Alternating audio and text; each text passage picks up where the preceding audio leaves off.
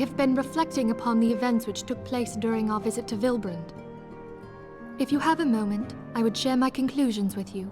Please, bear with me. When the Sahagin Elder summoned Leviathan, he employed the power we have come to know as the Echo. Though I cannot well explain the how of it, it would seem he became immortal in so doing. When the Admiral subsequently slew him, his spirit emerged from his lifeless flesh, a consciousness shorn of physical form. Thus transfigured, he took up residence in the body of his minion with the ease of a man donning a favorite glove. Long have I known that the Echo allows one to pass through the walls of a man's soul, but never did I imagine that it could free us from our own flesh, nor less that our souls could then occupy the next corporeal vessel to take our fancy. It was of this that Elidibus spoke, an existence which knows neither cessation nor oblivion. And yet, though the Sahagin had mastered his gift and thereby become immortal, he was by no means invulnerable. As we both bore witness, he was ultimately absorbed into Leviathan. And the import of this observation? If the Ascians' mode of existence is indeed the same, it can be inferred that they too are not invulnerable, that they can be destroyed. There exists a legend which tells of souls who are reborn upon the cusp of each umbral calamity, that they might stay the encroaching darkness. To most, it is but a fairy tale, yet recent events have given me cause to wonder. Could the legend in fact refer to the Echo? Much and more yet remains unknown, but I am confident that all will become clear in time. For the present, however, what matters is that the key to defeating the Ascians may at last be within sight. With Eorzea's aid, it is my hope that I shall fathom this matter ere long.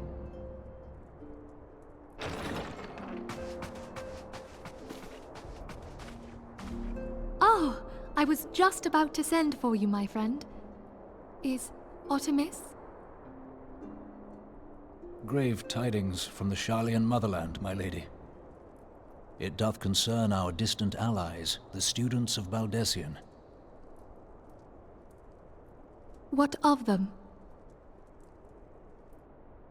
My lady, the Isle of Val, which for many years hath been the Order's home, is no more. No more? Whatever do you mean? I relate only that which hath been conveyed unto me by our agents. An etheric wave of the highest magnitude was recorded in the region. Soon thereafter, 'twas observed that the isle had ceased to be. 'Tis postulated that a magic was evoked, like in power to Ultima. 12 preserve.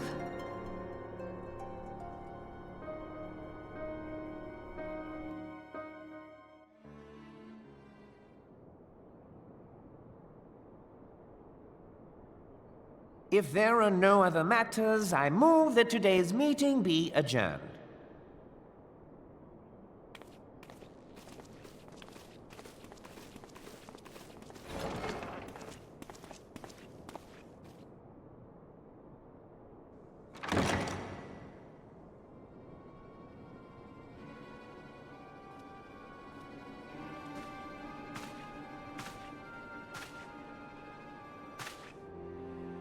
It is done, my lord.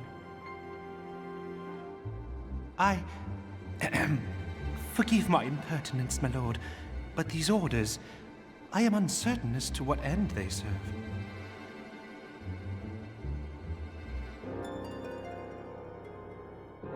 Revolution.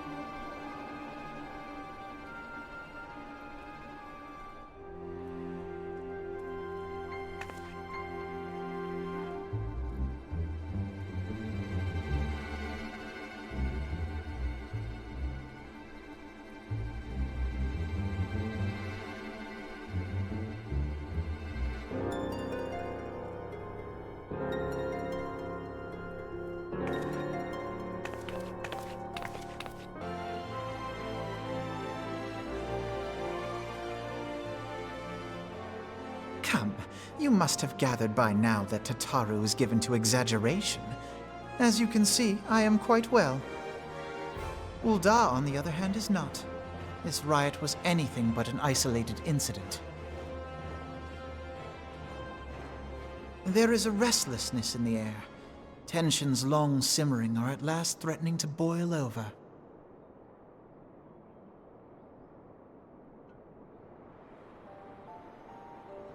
Ul'dah is a nation infamous for the great disparity between the wealthy and the poor. The majority of the populace accepts this state of affairs because they believe that every man bears responsibility for his own lot in life. To an Ul'dan, money is the foremost, and some would say the only measure of a man's worth. Small wonder that the wealthiest wield the greatest influence. So where do the refugees fit into this social hierarchy? What place is there for those who fled Alamigo and the destruction of the Calamity? Plainly, there is none. They have no wealth, no power, and no worth. To the Ul'dan way of thinking, they may as well not exist.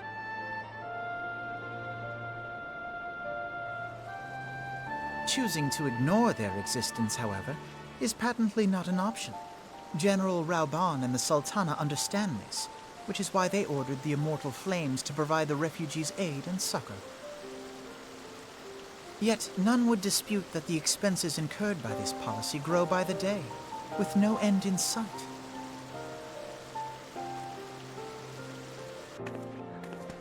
This has prompted more and more Ul'dans to question their obligation to aid these worthless wanderers. While more and more refugees have come to resent their treatment at the hands of the sneering citizenry.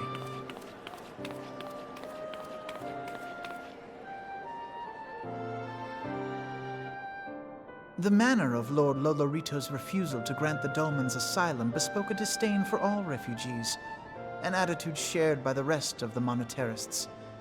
And you may be sure they make no effort to conceal their opinions. It was only a matter of time before the refugees united in protest, nor is it any surprise that some among them would ultimately resort to violence.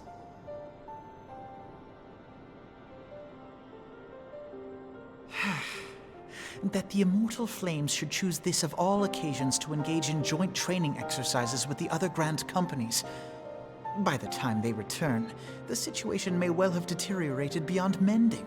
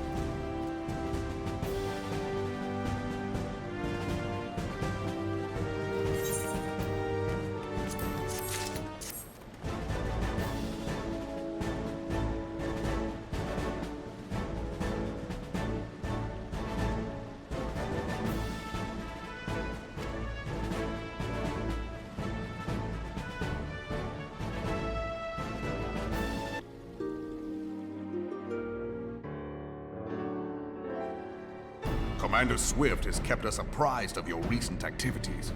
You've made great strides towards quelling the violence. Despite our best efforts to determine what provoked this uprising, the truth continues to elude us. Have you uncovered aught which might shed some light on the mystery?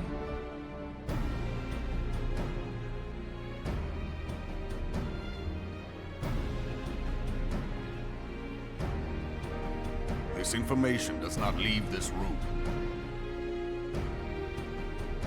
The Syndicate's decision to reject the Doman refugees' appeal for asylum had lasting repercussions. A number of those displaced by the Calamity claimed it was proof of a policy of discrimination. Together with a group of Alamegan refugees, they organized a series of demonstrations to protest against the Sultanate. Demonstrations which became heated, but did not descend into violence. Until a certain incident served as a call to arms. A unit of brass blades sent to supervise a demonstration loosed arrows upon unarmed protesters. It was this atrocity which prompted the refugees to take up arms. I need not tell you what followed. We assumed at first that the attack was born of a miscommunication. When emotions run high, they happen. But suspicions were raised regarding the unit's commanding officer, whom I ordered interrogated. Sure enough, our fears were soon confirmed. The dog confessed that a merchant had offered him coin to give the order. A merchant in the employ of Teleji Adeleji.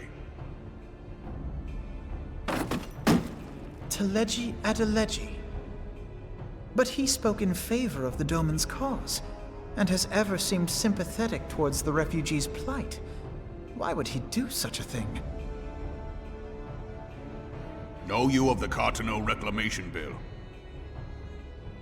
It is a proposal to annex the Cartano Flats so that refugees may establish permanent settlements. When last I looked, that was disputed territory. Aye. Some might even call it a battlefield.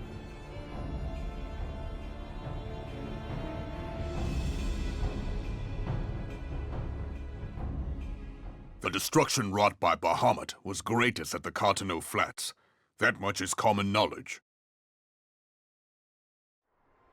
What is less well known is that his rampage laid bare ancient Alagon ruins, of which no record existed.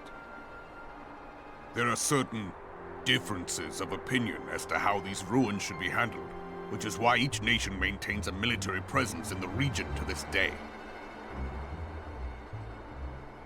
Yet differ though we may, we are still allies. Therefore, in the interest of preserving the Eorzean alliance, we have reached an agreement.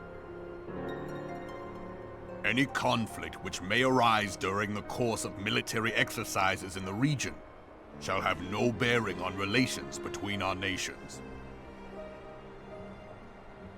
In full knowledge of this delicate state of affairs, Teleji Adeleji proposed the Cartano Reclamation Bill. A shameless bloody ruse which stands to benefit him in but one conceivable way. If successful, he will gain control over the disputed territory under the guise of assisting in the resettlement effort. And you can be sure he'll build an orphanage next to every Alagon ruin.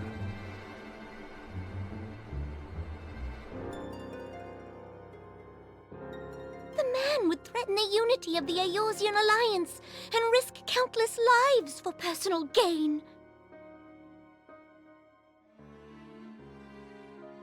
He walks a path all his own, independent of any faction and beholden to none of his fellows on the Syndicate.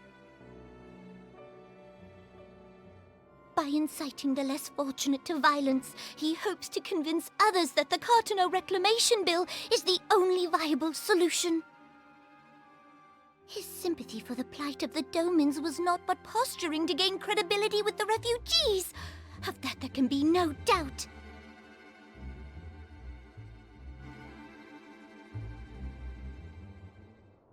Forgive me, but what could possibly motivate Teleji Adeleji to go to such lengths?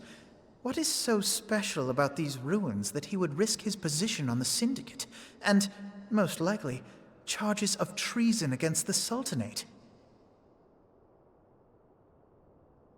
Omega. Pardon?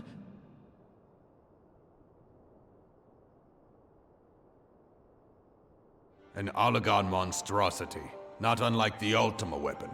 Mayhap larger, we know not. It has yet to be fully excavated. Oligon inscriptions indicate that it was created to fell Bahamut himself. If accurate, it might explain why Nail Van Darnus chose to bring the Red Moon down upon the Cotonou Flats. Given the ends he went to ensure Eorzea's annihilation, destroying the one weapon which could stay the Elder Primal may well have seemed like good sense. When first I bore witness to the power of the Ultima weapon, I doubted the evidence of my senses. And now you tell me there is another such weapon, one which could contend with Bahamut. Bahamut! Aye, we were skeptical ourselves. Truth be told, until the Ultima weapon's existence came to light, we thought the inscription had been mistranslated. At present, Omega is more akin to a fossil than a tool of war, having long since ceased to function. As such, its true potential cannot accurately be gauged. However, if someone were to restore it, as the Garleans did the Ultima weapon, I have little doubt that he would wield untold power. Power enough to subjugate Uldar like as not, and the rest of Eorzea besides, which is doubtless why Teleji Adeleji yearns to have it. That he should aspire to world domination. He who has ever walked 2 paces behind Lord Lolorito in matters of commerce. 'Tis in acknowledgement of his own limitations that he seeks this power. Woe betide us all should we allow him to have it.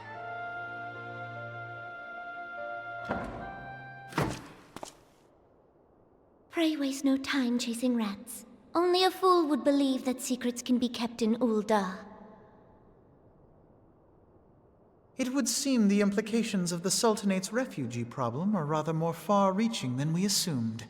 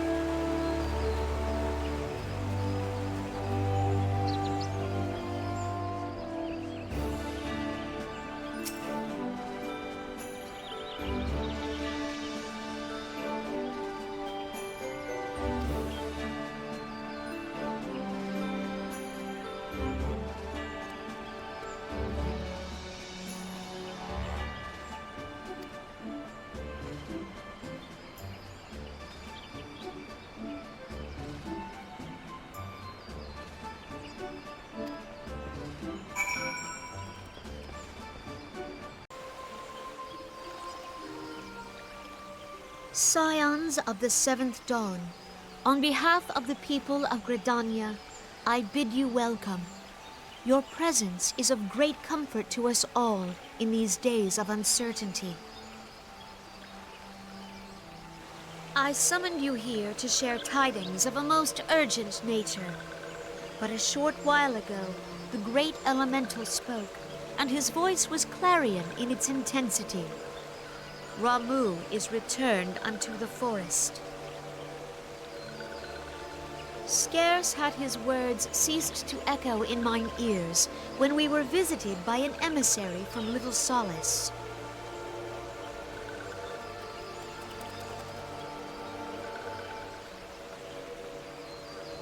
Our guest informs us that the sylphs, too, have sensed the presence of the Lord of Levin. Though his exact whereabouts remain unknown, we may safely assume that the primal was summoned within the heart of the Sylphlands. Unlike the other primals you have encountered, Lord Ramuh is no raging avatar of destruction. He is revered as much for his wisdom as his strength, serving as both arbiter and guardian to his children.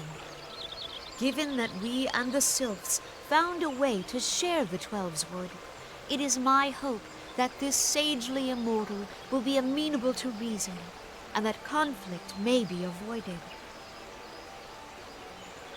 Blessed as you are with the power of the Echo, you are one of the few among us who may commune with a primal without fear of influence. I would ask, therefore, that you represent us in this most delicate of negotiations.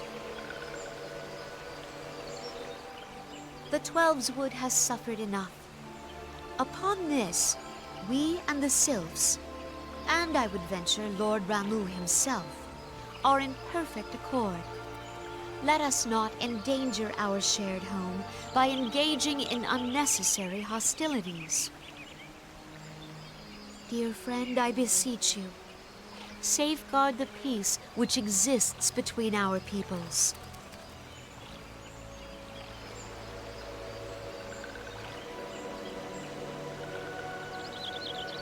You have my thanks.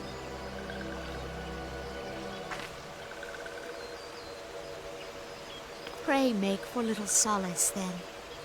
A member of the Order of the Twin Adder awaits you there. He will advise you on how to find the Lord of Levin.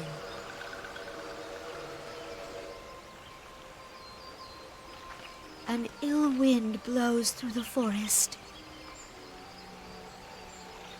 Yet, it is not only the Twelveswood that flinches at its coming. All the lands of Eorzea shiver in dread anticipation. Have care.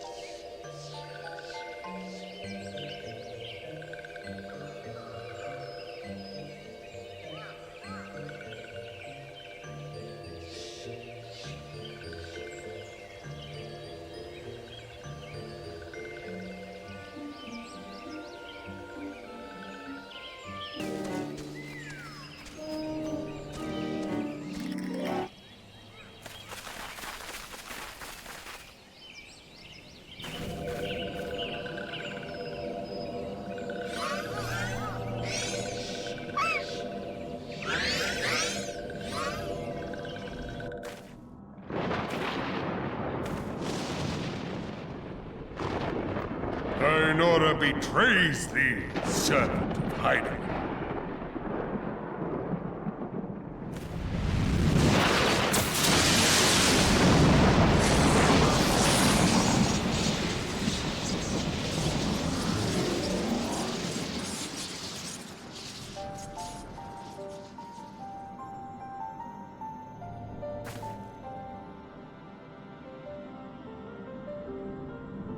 Thou art the bringer of light, bane of Ifrit, Titan, Garuda, and Leviathan. I am Ramu, guardian of the children of the forest. Thou tramplest upon sacred soil, bringer of light. By what right doth man intrude in this sanctuary of the sylphs?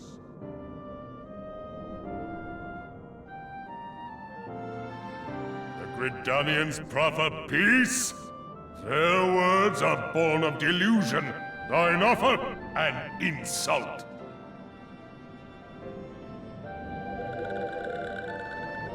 Thou speakest of harmony, yet carest naught for my children's desires.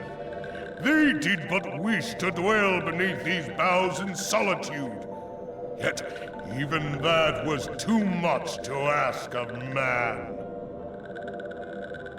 Thus did they turn to me for succor. The sentence I pronounce upon thy kind is just. Redanian or Garlean, it matters not. The good intent of one excuseth not the misdeeds of the other. Thy conflicts have brought naught but anguish and misery unto the forest. All blame doth lie with the darkness that resideth in the breast of man.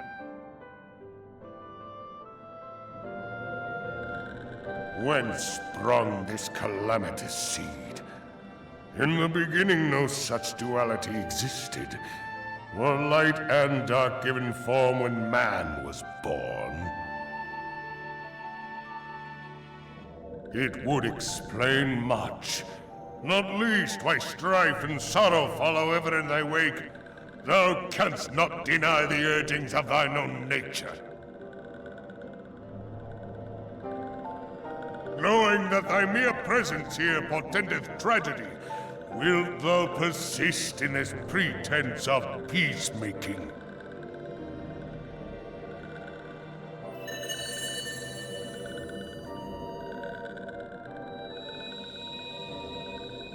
Thou bearest the crystal which I bestowed upon my wayward charges, that they should entrust so precious a gift to thee. Thou standest apart from thy kin. Thou art the bringer of light, aye, but there is something more in thee. Very well. I shall consider thy proposal, shouldst thou survive my trial. If thou wouldst champion the cause of harmony, I must have proof that thou art fit to play the role. Wither mine ire, and prove to me thereby that thou hast strength enough to stay the darkness which threateneth to consume thee. Yet if thou shouldst be found wanting, know that all men shall perish in the storm of my judgment.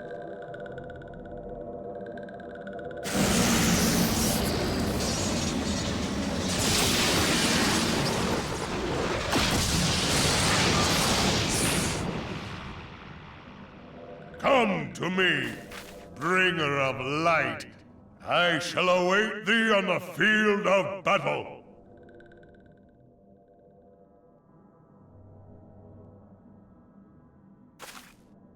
Eorzea, it is rare indeed to find you so far from a tome.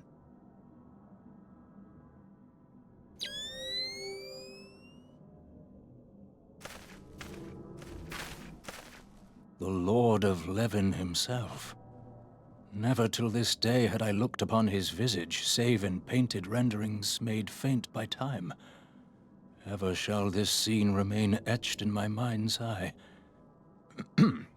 Beg pardon, my lady.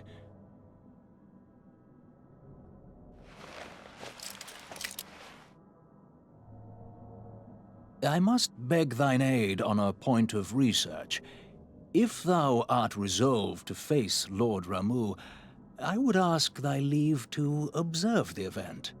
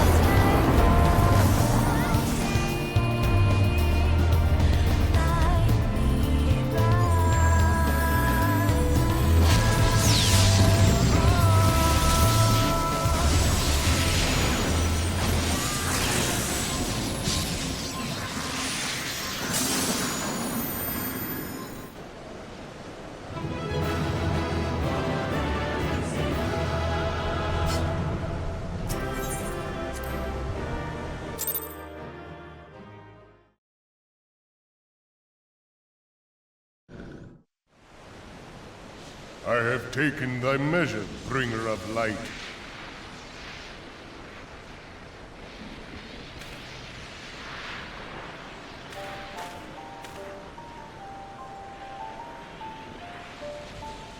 And I judge thee a worthy champion. The task of excising the sin that hath taken root in man's heart is thine. Shrink not from employing thy strength in service to the forest and the wider realm beyond. Like hungering shadows do the enemies of harmony gather, and meekness will but feed them. If man is to be delivered from the dark, it shall be by thy guiding light alone. Stray not from the path, for if thou dost, thy people shall be truly lost.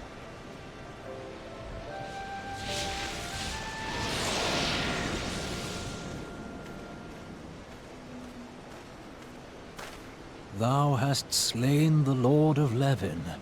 A regrettable act, but a necessary one.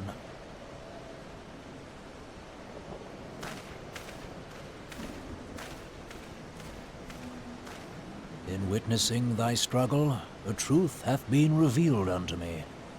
If I mistake not, it may yet prove a chink in the eternal armor of the Ascians. But let us conclude our present business. I shall expound upon my findings at the Rising Stones anon.